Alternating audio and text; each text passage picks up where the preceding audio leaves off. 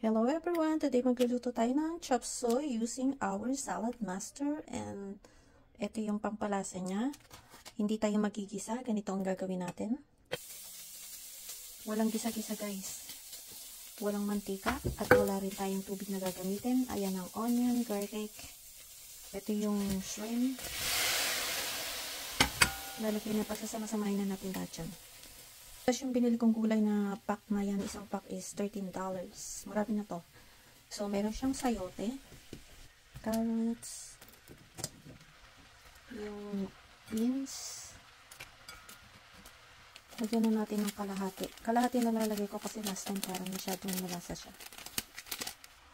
Tapos yung cabbage. Kasi guys, pag Salad Master ang gamit natin, nare-retain yung nutrients ng mga niluluto natin.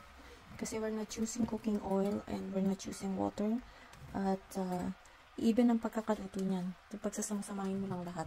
Wala nang matigas man siya o malambot. So, lagay ko na rin yung quail egg.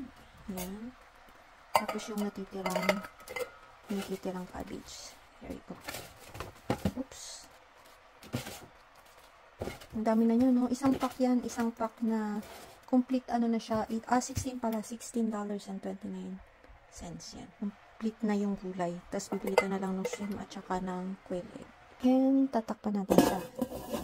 You don't open until na mag-click ito and then you put it to the low heat. 15 minutes, kanina pa siya nag-click, ilo-low heat natin siya for another 10 minutes. Buksan na natin after 10 minutes. At low heat. There you go guys. See? May sabaw na siya. Luto na rin ito. That's how easy to cook a chop suey. Just put everything together. Thank you to Salad Master. Healthy cooking, healthy eating. See guys, nakita niyo may sabaw. Wala akong linagay kanina, diba? So, luto na yung sayote.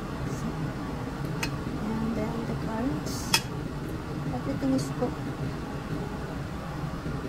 There you go.